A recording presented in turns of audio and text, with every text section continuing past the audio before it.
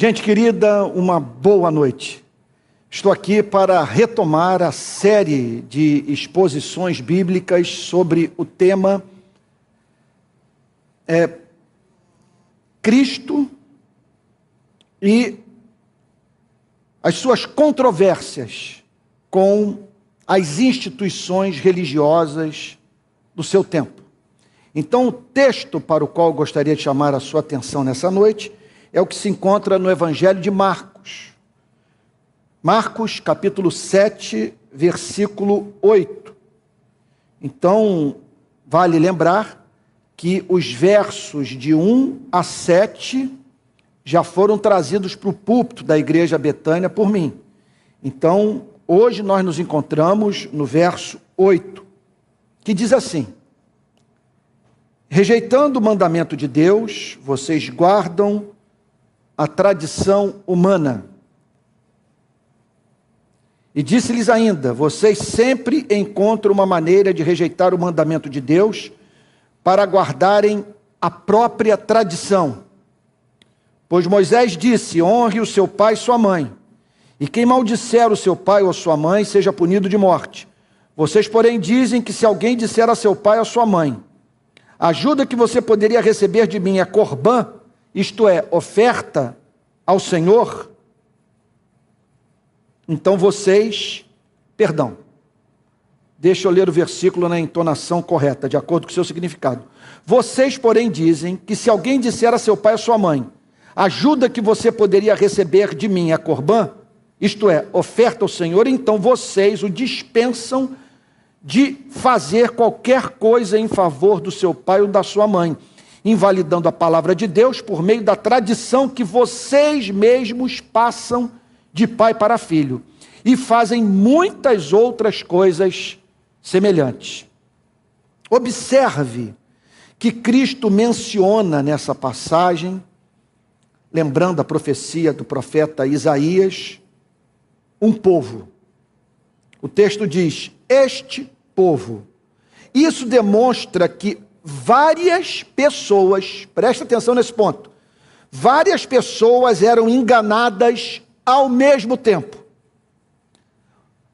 Detectar o pecado torna-se quase impossível para alguém que vive em um meio em que a prática pecaminosa vira cultura pecaminosa. Isto é, quando milhares embarcam em loucura e desobediência coletivas. Nos momentos em que isso ocorre, observa-se na história da igreja Deus levantar profetas, cujas mensagens operavam como relâmpago em plena luz do dia, capaz de a todos alarmar. Nem sempre, entretanto, esses homens sobreviveram à perseguição promovida pela própria igreja. Em que consistia o engano que Isaías e Cristo denunciaram? Em julgar que o culto proferido pelos lábios é capaz de satisfazer a Deus. Quando o coração é atingido pelo poder da graça salvadora, a profissão verbal de fé torna-se inevitável. Porém, nem sempre a profissão verbal de fé brota do coração que tornou Deus o supremo bem da vida.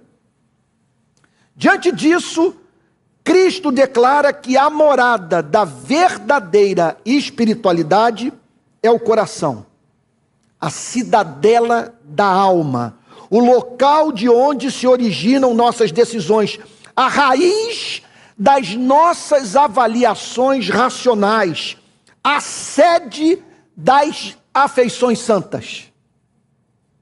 A leitura das Escrituras, portanto, requer afinidade de alma com o seu conteúdo. Interpreta-se com a mente, mas é com o coração. Interpreta-se com a mente, mas é com o coração que se fazem a interpretação correta e a aplicação exata, e que se experimenta a doçura do conhecimento da verdade. Coração é imprescindível.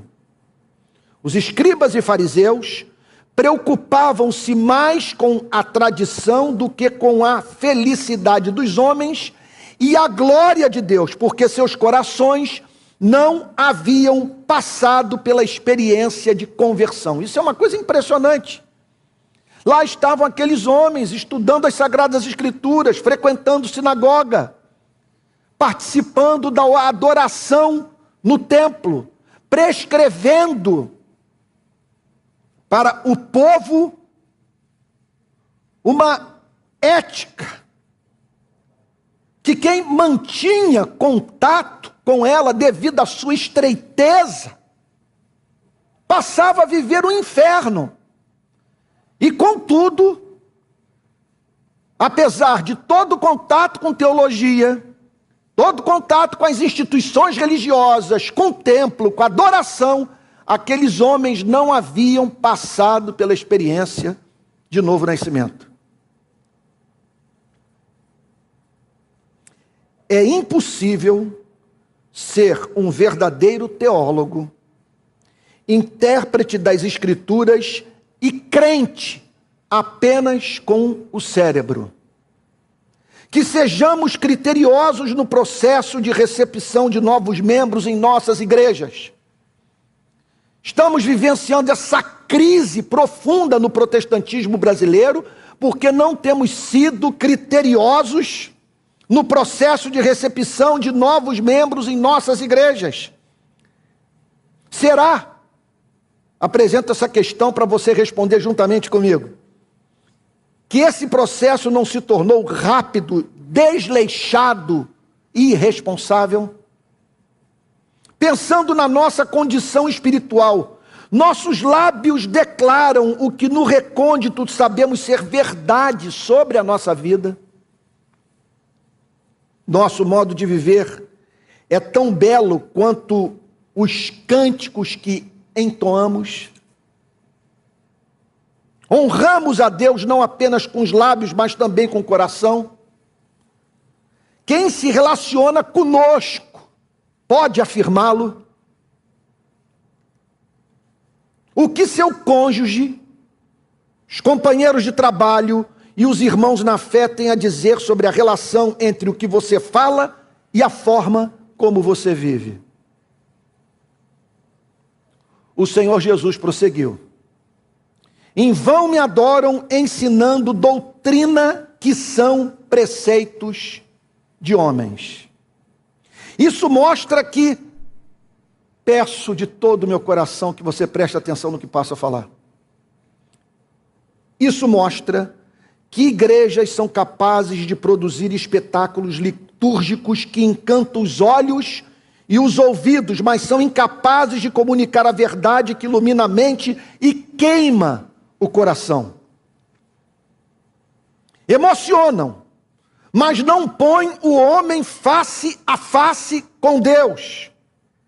Entretêm, mas não causam espanto.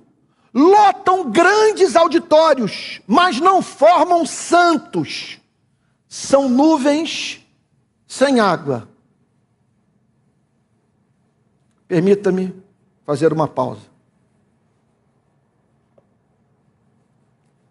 Antônio,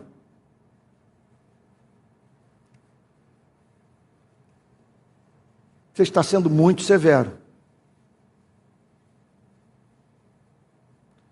Usando o português popular, está pegando pesado demais nessa noite. Minha tarefa, nesse púlpito, é dispor o que o texto declara. Estou analisando com você uma declaração de Cristo, e a declaração de Cristo é pesada.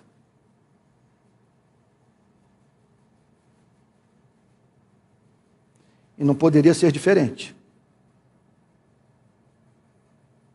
Talvez agora você esteja transferindo o problema para Jesus. Jesus é muito duro. Mas quando nós olhamos para o que a instituição religiosa é capaz de fazer com seres humanos,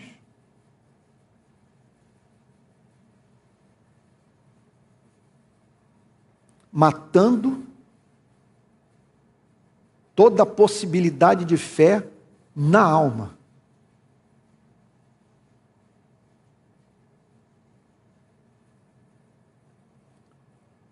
Tornando-os 2 vezes mais endurecidos de coração em relação a Deus do que no período anterior ao contato com a instituição religiosa. Quando olhamos, portanto, para a instituição religiosa, matando seus profetas e levando Cristo para a cruz, nós passamos a entender a razão pela qual o Senhor Jesus falou de forma tão contundente para a sua geração. E, consequentemente, para você e para mim.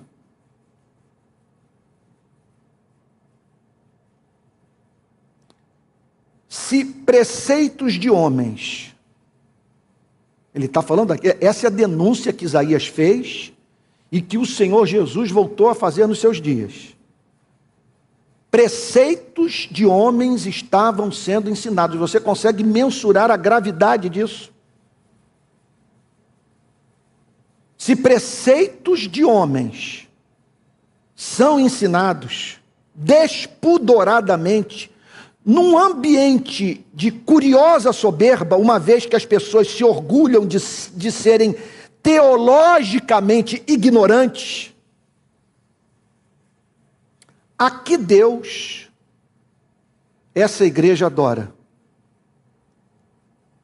O que Isaías profetizou no seu tempo e que o Senhor Jesus viu como perfeitamente aplicável aos seus dias foi a associação entre culto solene e inverdade, feita por homens que proferem palavras elogiosas para Deus, mas atribuem a Deus palavras que jamais saíram da boca de Deus. Temos de pensar na possibilidade de estarmos equivocados. Conhecemos as Escrituras, temos bons comentários bíblicos que nos ajudam na sua interpretação, estamos preocupados com a exegese do texto, nossa hermenêutica é sadia, somos precisos na aplicação que flui, necessária e naturalmente da verdade do Evangelho. Tivemos acesso à teologia daqueles que divergem de nós, fizemos o contraponto com honestidade intelectual, revisamos o que precisou ser corrigido. O que sabemos sobre os 2000 anos de história do desenvolvimento do pensamento cristão? Ouvimos outros pregadores, somos bons leitores, oramos antes de prepararmos os nossos sermões, preparamos sermões, temos certeza de que não introduzimos material alheio às Escrituras, somos cônscios dos condicionamentos culturais aos quais estamos expostos, já paramos para pensar no fato de que Cristo não fechou com nenhum movimento religioso do seu tempo. Idolatria não significa apenas adorar deuses falsos, mas também adorar o Deus verdadeiro de modo oposto ao que ele quer ser adorado. O momento de adoração pode ser impecável e impressionante, com mãos levantadas, muito dinheiro investido em aparelhagem de som, músicos profissionais cobrando fortunas para cantar, telões magníficos, iluminação variando de acordo com o momento da liturgia, diáconos com crachás de identificação, recepcionistas sorridentes, mas vazio de conteúdo.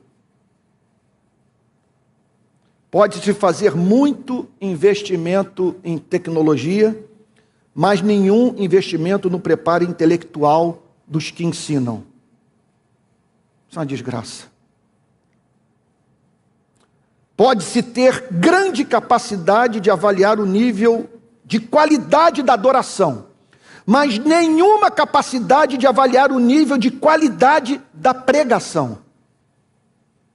Pastores e ministros de louvor podem estar batendo uma pedra na outra a fim de produzir espetáculos cheios de luz e calor, mas alheios ao fogo de Elias que desce do céu pela oração do profeta, batizando, selando e iluminando. Em suma, pode haver muita produção humana, nenhuma transcendência, muita música, nenhuma profecia, muito suor, nenhum coração encharcado de graça, muitos gritos de vitória, nenhum gemido de arrependimento. Termina o culto e todos voltam para casa impressionados com o grande espetáculo de que participaram, mas não habilitados a oferecer ao mundo o espetáculo de vidas santas, cuja beleza é expressa por meio de obras de misericórdia.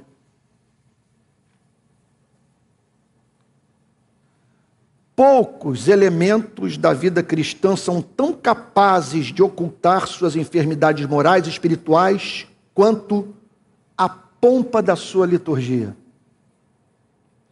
É difícil acreditar, e podemos até mesmo temer pensar nisso, que tantas pessoas reunidas em torno de espetáculo tão impressionante estejam equivocadas. Você olha para o estádio lotado de jovens, mãos levantadas, choro, alguns até mesmo literalmente caindo no chão, e você é tomado de dificuldade de acreditar que é possível que todos estejam sendo dirigidos por guias cegos.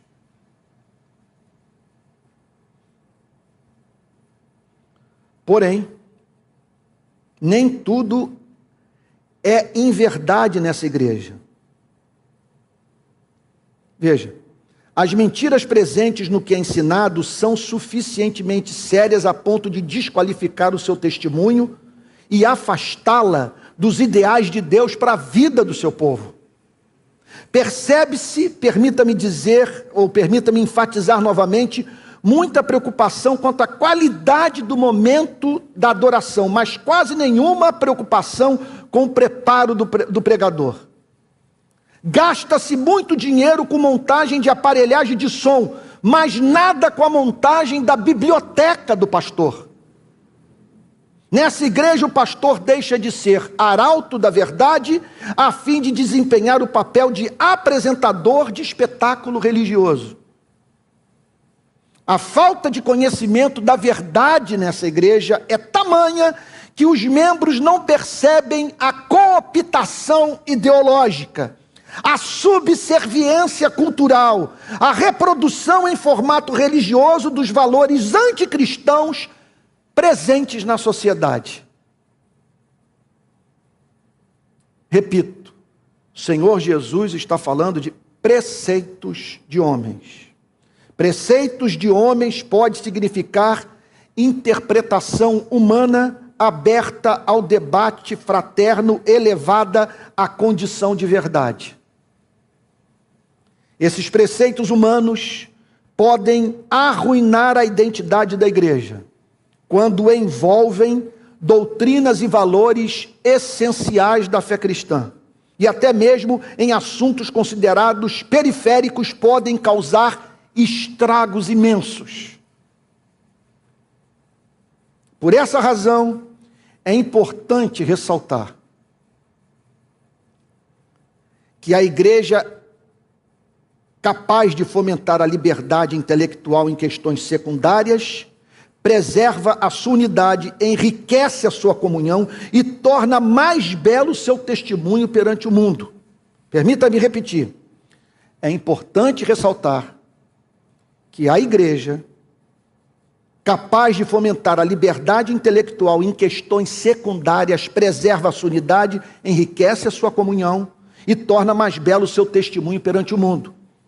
Assim, uma igreja que se rotula como sendo de direita, de esquerda, conservadora, progressista, revolucionária ou reformista, é um golpe no ideal divino de preservação da unidade em torno do nome de Cristo, em meio às diferenças de opinião sobre o que não se constitui fundamento da fé. Não é possível, amados irmãos,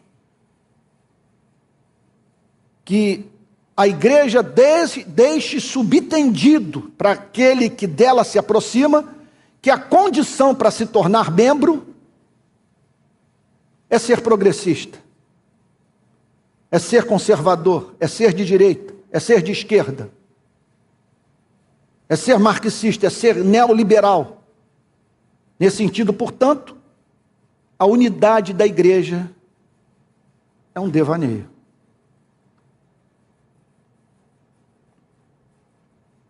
Em razão do fato de esperarem do cristão sujeição intelectual àquilo que não convence a todos. Eu me lembro de ter lido alguns anos atrás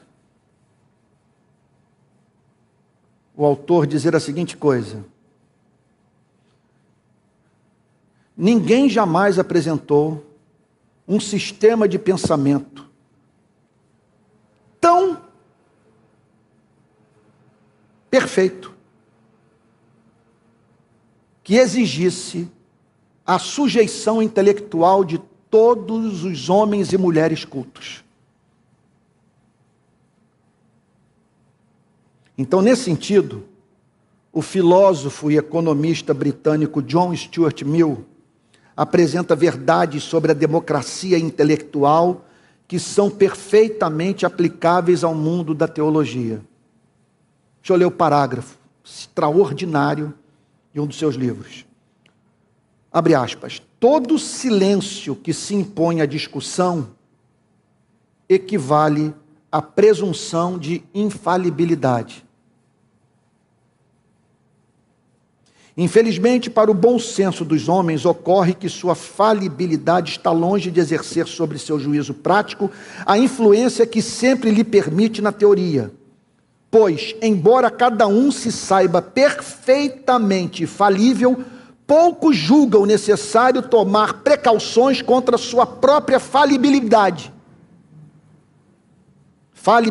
Ou admitir a suposição de que uma opinião qualquer, da qual se sentem muito seguros, possa ser um dos exemplos de erro a que reconheçam estar sujeitos. Em proporção à falta de confiança em seu próprio julgamento solitário, um homem sempre se baseia com implícita confiança na infalibilidade do mundo em geral. E o mundo, para cada indivíduo, significa a parte deste com a qual entra em contato. Seu partido, sua seita, sua igreja, sua classe social. Fecha aspas. Eu considero esta advertência de Mill uma das mais importantes do ponto de vista do debate público.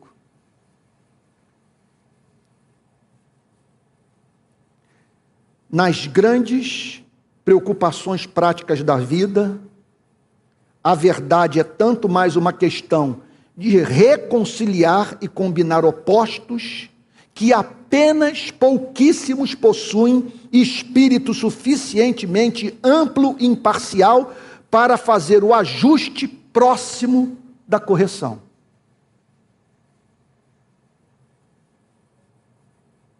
Dificilmente você encontra uma pessoa que é capaz de pensar de modo dialético, pensar duplo. Repito o que eu já disse em outras ocasiões.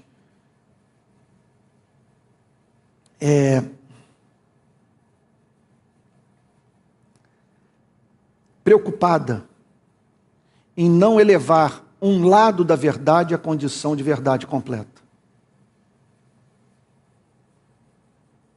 Nessa passagem bíblica, na passagem bíblica que estamos examinando, é evidente que o conceito preceitos de homens tem o sentido de verdade corrompida. Então vejam, eu estava falando aqui sobre uma liberdade de pensamento em torno daquilo que é secundário. Esses dias eu participei de um programa de televisão, o apresentador me perguntou se o cristão pode ser de direita.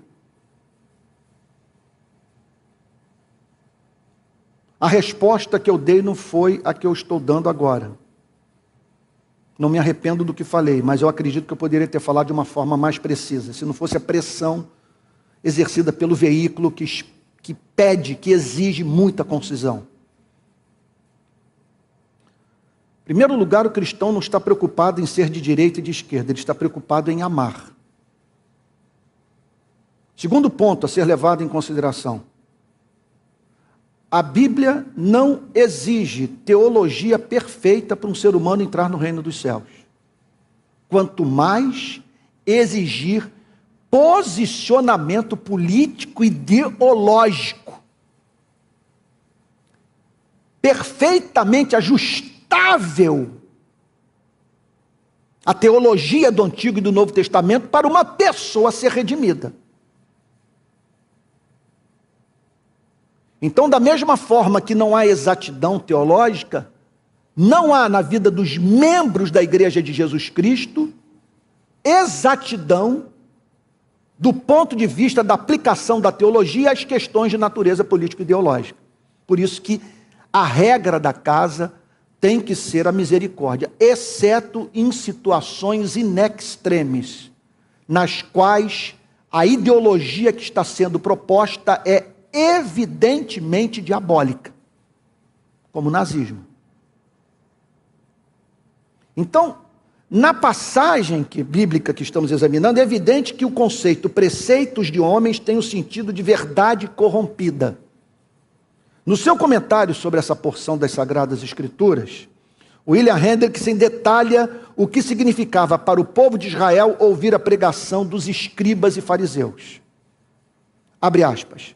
Os rabis haviam dividido a lei mosaica, ou Torá, em 613 decretos, separados, 613 decretos separados, 365 dos quais eram considerados proibições e 248 instruções positivas.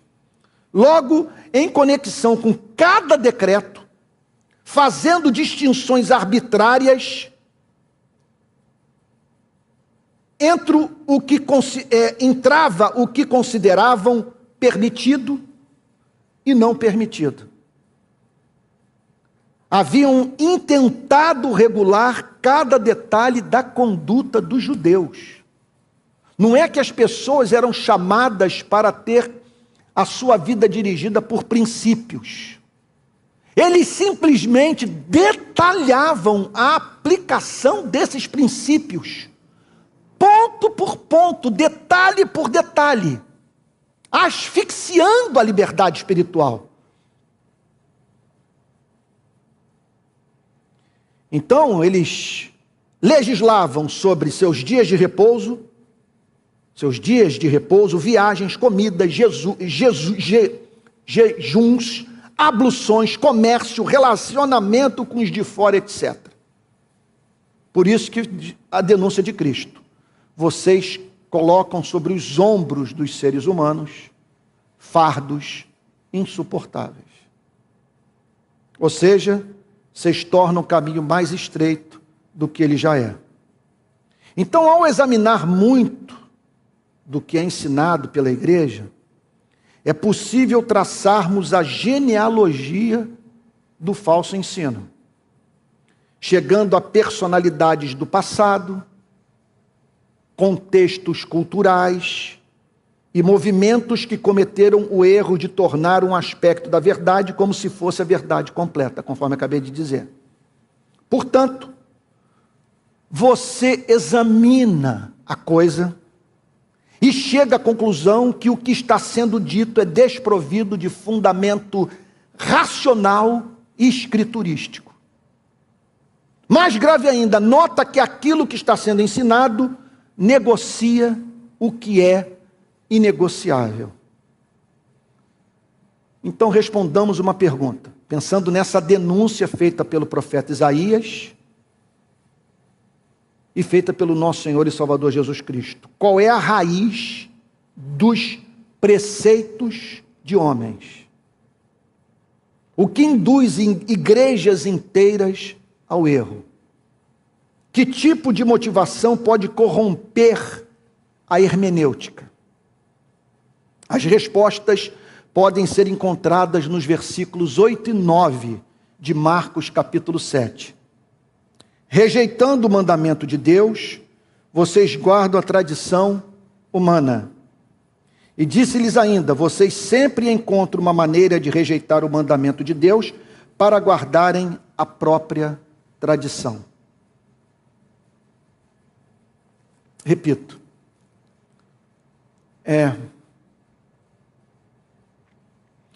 o que eu venho falando até aqui é difícil de ouvir,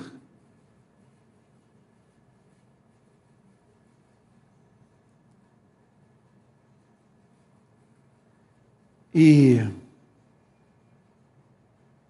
eu sou forçado a fazê-lo, porque o texto é muito franco, é muito explícito, incisivo, contundente.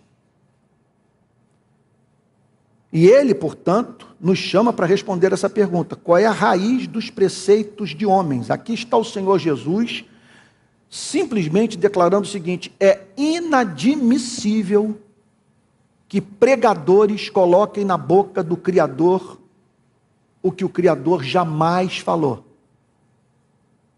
E é completa desgraça igrejas inteiras serem conduzidas ou viverem sob o jugo de preceitos de homens. Então, qual é a raiz de preceitos de homens?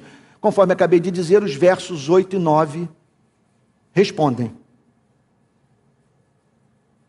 negligenciando o mandamento de Deus, guardais a tradição dos homens. E Jesus disse-lhes ainda: jeitosamente rejeitais o preceito de Deus para guardardes a vossa própria tradição. É realmente difícil superestimar o valor dessas questões.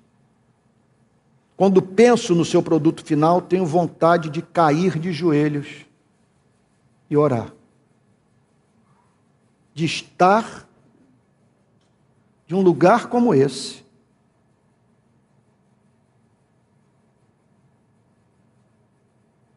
declarando o que eu penso, e não o que a palavra de Deus revela. Vamos pensar no sentido da frase negligenciando o mandamento de Deus. Significa, na prática, que o contato com a religião pode tornar a pessoa pior. O contato com a instituição religiosa pode tornar a pessoa pior. É isso que o Senhor Jesus está dizendo, negligenciando o mandamento de Deus. Jesus nos ensina que podemos fazer parte de cultura religiosa que nos ajuda a encontrar uma forma de sermos infiéis sem desconforto de consciência. É tão grave o que eu acabei de declarar que eu gostaria de repetir.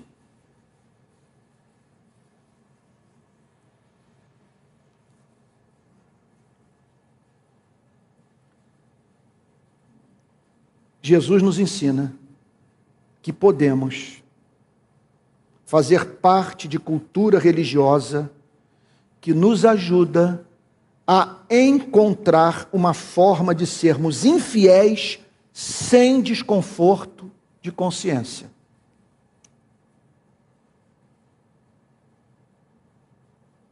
A história das instituições religiosas que se dizem cristãs apresenta vários exemplos de mecanismos de compensação, com homens e mulheres dedicados ao que é menos custoso, inventado pela religião, a fim de se eximir do compromisso com o que é mais custoso, porém, fruto da revelação divina.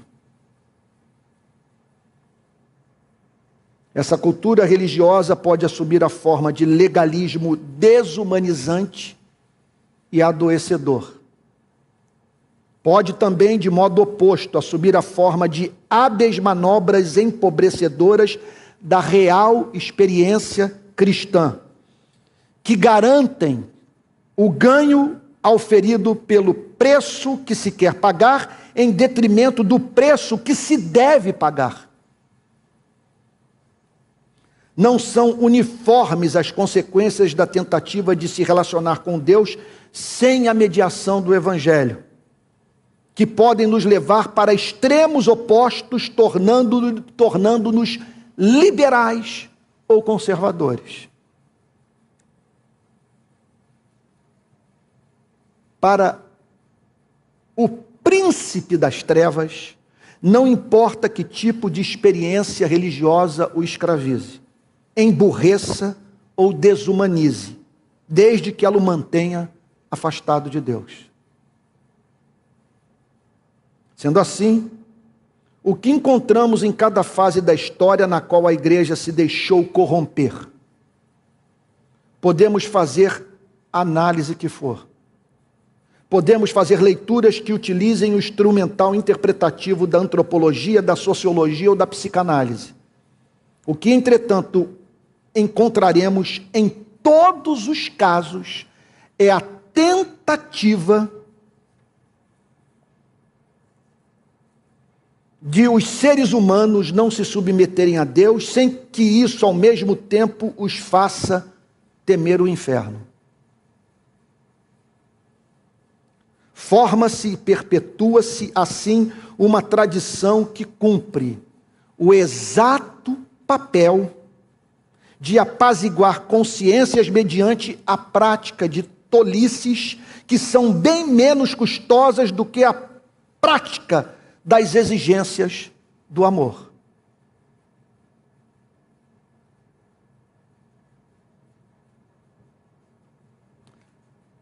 Mencionando Peter Berg,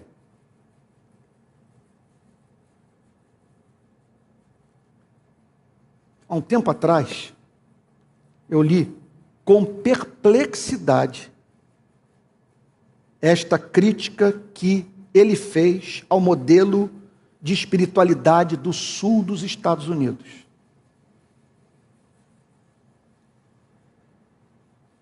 Eu vou ler pausadamente. É um murro na boca do estômago. Abre aspas. Ora,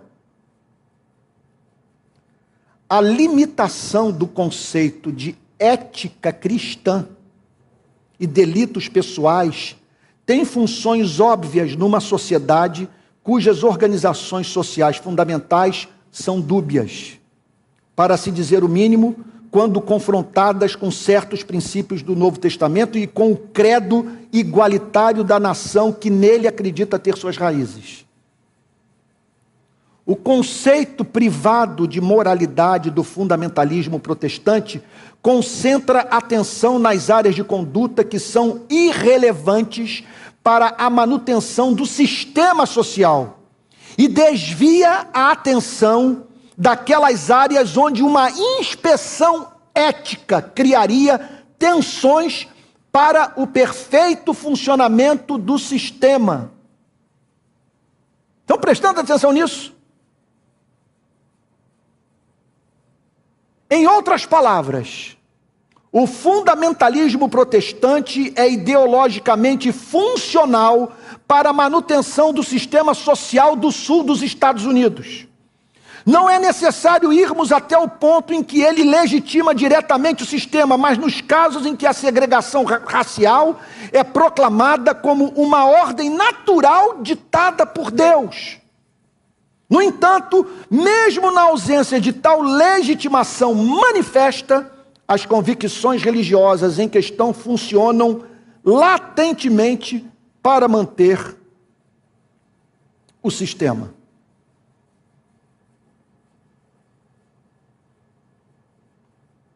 Eu repito que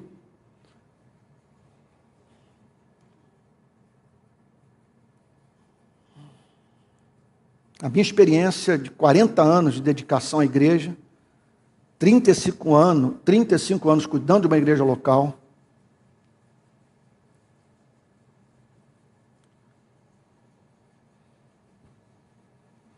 me levaram a crer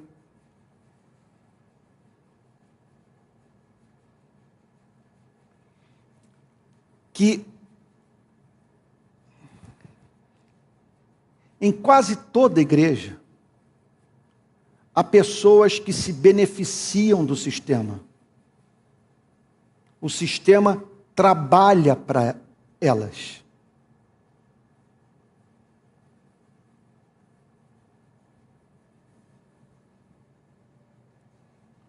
O que as mantém cegas para toda desgraça causada pelo mesmo sistema que serve de plataforma para a promoção dos seus interesses egoístas. Pode acontecer de um homem como eu, a partir da experiência de campo, da atuação na esfera missionária, ou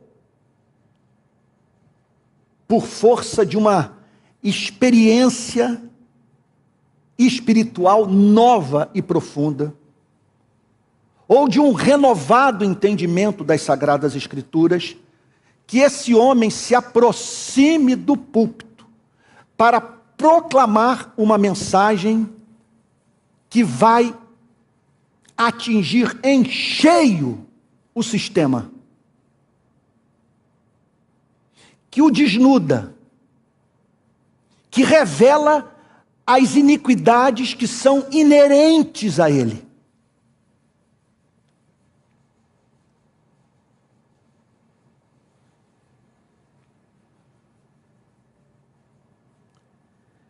E o que pode ocorrer e tem ocorrido no nosso país? Os que se beneficiam da forma como a sociedade está organizada,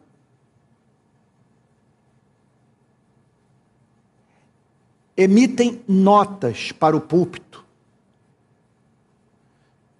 capazes de deixar subentendidas duas ameaças. Se o Senhor insistir no ponto, eu vou cair fora da igreja. Número 2, se o Senhor continuar falando sobre esses temas, eu deixarei de ser dizimista. Veja, se esse pregador depende do salário da igreja para botar feijão e arroz dentro de casa, para pagar colégio de filho, salvo nos casos em que essa igreja tem o seu púlpito ocupado por um profeta, uma mordaça será posta no pregador da palavra de Deus.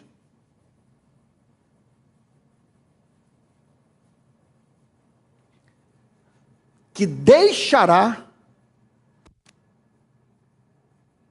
de pregar sobre aquilo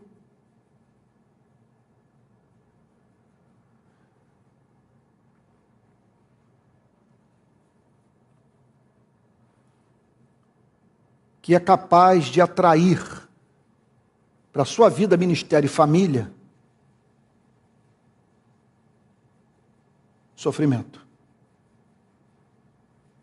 Ora, pode ocorrer um outro fenômeno. Esse aqui é um dos mais difíceis de ser detectado. Do pregador não enxergar a verdade em razão do seu salário, não permitir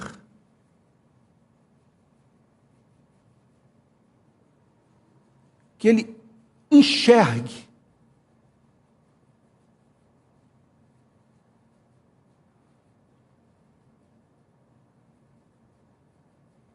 o que o seu salário não quer enxergar. Fui claro? Vocês estão entendendo o ponto? O que eu estou dizendo é que nós estamos diante de um grave problema.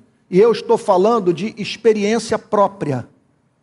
Eu estou falando de vivência, de correr todas as denominações desse país, de ter contato com os pastores. Eu estou falando da minha própria experiência. O que eu estou dizendo é o seguinte: bendita a hora em que 40 anos atrás eu tomei a decisão de me dedicar exclusivamente ao ministério da pregação da palavra.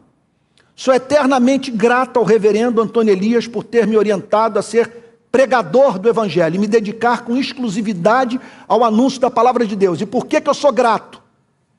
Porque a dedicação exclusiva me permitiu ter tempo para estudar, para ler, para orar. Eu não dividi o meu tempo com nenhuma outra atividade.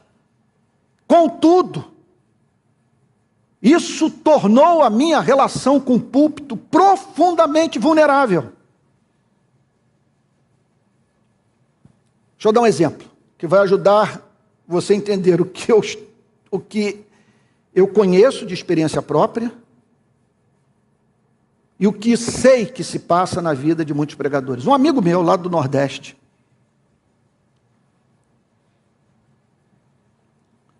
logo cedo no seu ministério, entendeu que o chamado de Deus para a sua igreja é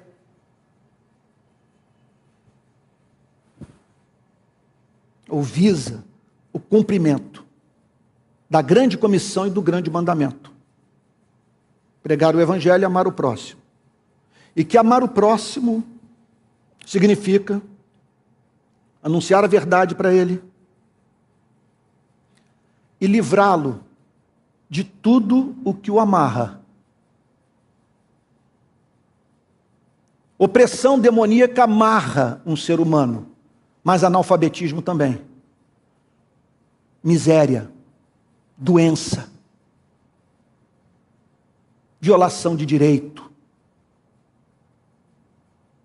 Esse amigo compreendeu, portanto, que a missão da igreja tem que ser integral. E aí ele foi conversar com um homem que está fazendo muita falta no protestantismo contemporâneo do nosso país, o bispo Robson Cavalcante, da Igreja Anglicana de Recife. Esse amigo me contou a seguinte coisa, que o bispo Robson, morto há alguns anos, lhe deu o seguinte conselho: arrume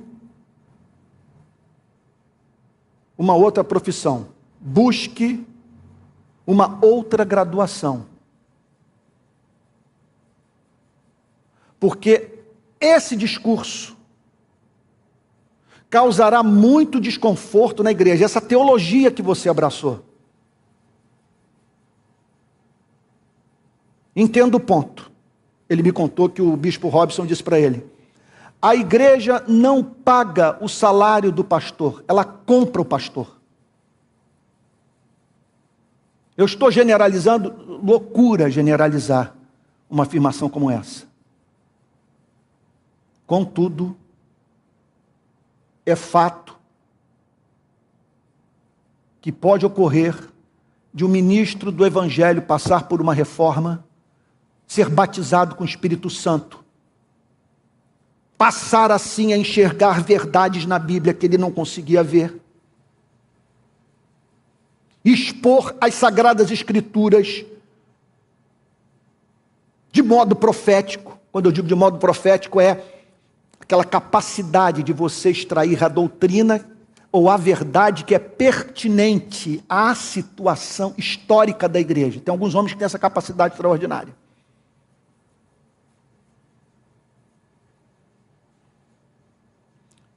Bom, e esse homem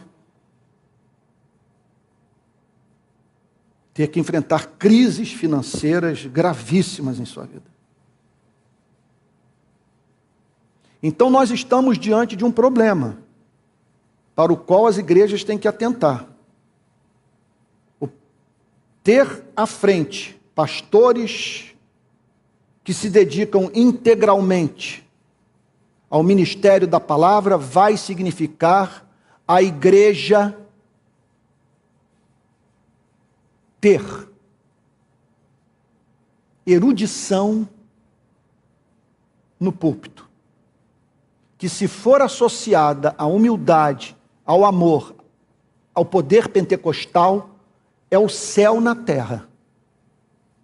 Você tem um homem culto, quebrantado de coração, evangélico na alma, e cheio da unção de Pentecostes, pelo amor de Deus, caia de joelhos e dê glória a Deus, porque isso é grande expressão do amor de Deus pela sua vida.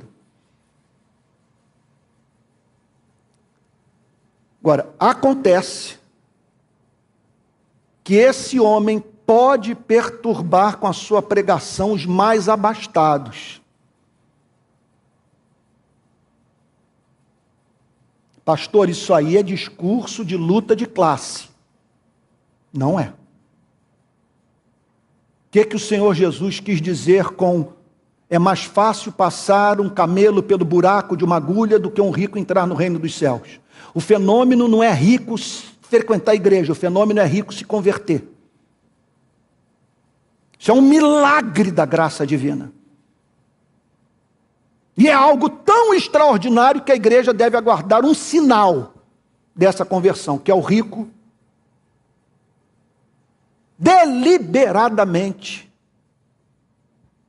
fazer o seu padrão de vida despencar a fim de socorrer os campos missionários, trazer o pão à casa do necessitado, ajudar filhos de irmãos na igreja a concluir os estudos, entre tantas outras obras mais do amor. Sem esse sinal, muito cuidado em pôr as mãos sobre esse homem, especialmente colocá-lo no conselho da igreja.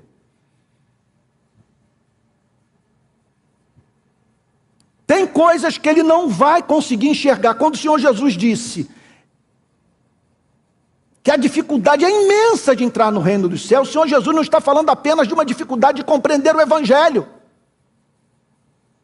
Ele está falando que essa relação com Mamon, esse culto prestado ao dinheiro, marca a totalidade da sua vida. Não apenas a sua relação com a pregação de Cristo, a sua relação com o próximo, a sua relação com a vida.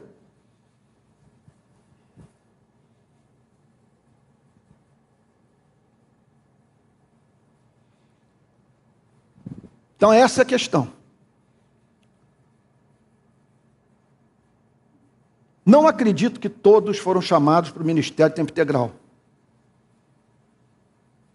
Mas a igreja tem que ter sensibilidade, que quando ela encontra no seu seio homens como João Calvino, Lutero, John Stott, o grande Martin Lloyd Jones, entre outros, essa igreja tem que ter sensibilidade, tem que ter visão para dar condições para esses homens se dedicarem de modo desimpedido ao estudo e proclamação da palavra. Contudo, a igreja precisa entender que esses homens estarão expostos à tentação da mordaça do salário.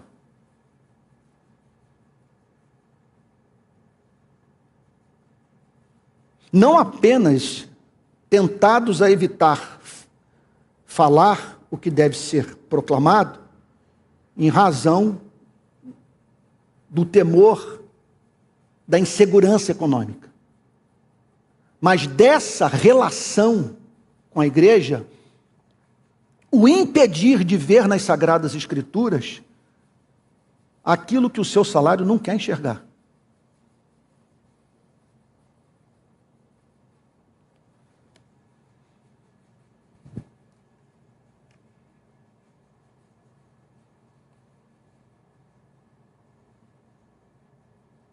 Como explicar o que está acontecendo hoje no nosso país? Por que o silêncio de tantos pregadores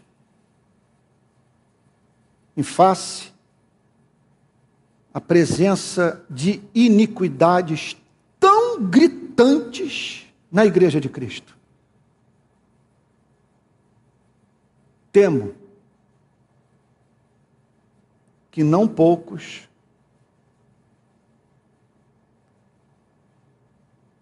não estejam dispostos a perder espaço nas suas denominações,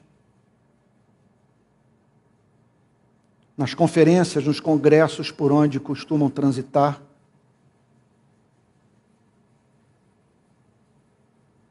e assim deixarem de proclamar o que a nação precisa ouvir, porque sabem que sua frequência, suas redes sociais despencará.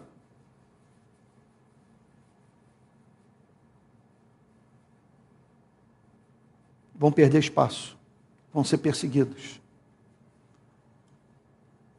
Isso é um nó, e que requer de todos nós uma conversa franca, aberta, para que ninguém ouse intimidar o púlpito, pautar o púlpito. Eu me lembro de 20, 30 anos atrás, ter lido um livro intitulado A Dinâmica da Vida Espiritual, de um professor de um seminário americano chamado Gordon Conwell. Seu nome é Richard Lovelace. Ele, nesse livro, apresenta duas causas, entre outras, do declínio do protestantismo nos Estados Unidos. Número 1, ele diz: as igrejas passaram a entreter os bodes em vez de alimentar as ovelhas. Igrejas sociologicamente condicionadas, que em nome do crescimento numérico,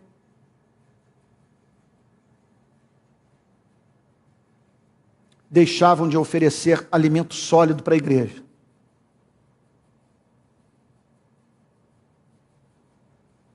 A fim de não escandalizar aqueles para os quais a pregação do evangelho verdadeiro é ofensiva. Segunda denúncia que ele faz: o protestantismo americano começou a declinar quando as igrejas passaram a pagar os seus pastores para que esses as livrassem do Deus real.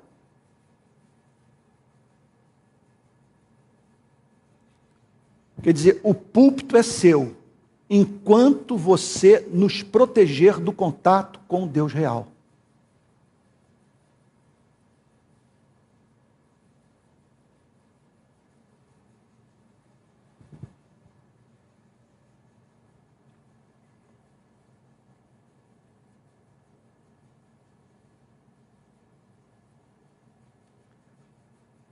Bom, é isso. Falando sobre essas coisas, porque tudo isso aqui é apaixonante. A ideia de cristãos reunidos, juntos adorando a Deus, ouvindo a palavra de Deus, e como um corpo, reproduzindo a vida de Cristo na cidade, isso é uma coisa que deveria mobilizar cada célula do nosso corpo. É uma ideia fantástica, nascida no coração de Deus. Agora, para que tudo isso se torne factível, é necessário que atentemos para as advertências feitas por Cristo nessa passagem.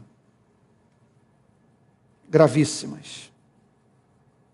Rejeitando o mandamento de Deus, vocês guardam a tradição humana. E disse-lhes ainda: vocês sempre encontram uma maneira de rejeitar o mandamento de Deus para guardarem a própria tradição. E quando um profeta é levantado por Deus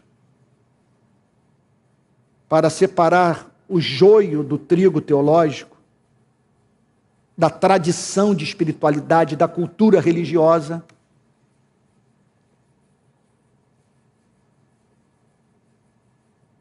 a igreja se mobiliza para tentar matá-lo.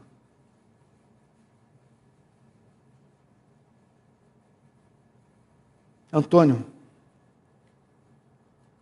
isso é bombástico demais. Antônio, você está sendo muito severo com a igreja. Bom,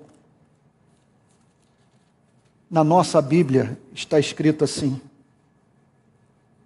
bem-aventurados são vocês quando por minha causa os insultarem e os perseguirem, e mentindo disserem todo mal contra vocês. Alegrem-se e exultem, porque é grande a sua recompensa nos céus, pois assim perseguiram os profetas que viveram antes de vocês. Quem perseguiu os profetas que viveram antes de vocês? A igreja. A mesma que 3 anos após, aproximadamente, o Sermão da Montanha, matou a Cristo. Vamos orar? Pai Santo, nós suplicamos a Ti que ainda em nossa geração o protestantismo brasileiro passe pela experiência da reforma e do avivamento, do retorno à verdadeira doutrina e do retorno à verdadeira vida cristã. Nós agora queremos pedir pelos teus servos fiéis, aqueles 7.000 que não se dobraram a Baal, que estão enfrentando pressões diabólicas, que nesse momento declaram: aquele que comigo sentava à mesa levantou o seu calcanhar contra mim, me deu um coice, se voltou contra a minha vida. Senhor, encoraje esses irmãos. Senhor, dá-lhes autoridade, ousadia, que eles sejam doces e sábios, prudentes no falar, mas que em nome da doçura, da prudência, da sabedoria, eles não deixem de ser intrépidos, ousados, valentes, corajosos. Ajude-os a saber que importa que eles participem dos sofrimentos de Cristo. E que o Cristo que os chamou a darem a vida pelo Evangelho é o mesmo Cristo que lhes diz: buscar em primeiro lugar o meu reino e a minha justiça, e todas essas coisas lhes serão acrescentadas. Encoraje esses irmãos e dá temor aos bancos, aos membros da igreja. Que o pregador seja livre para pregar todo o conselho de Deus.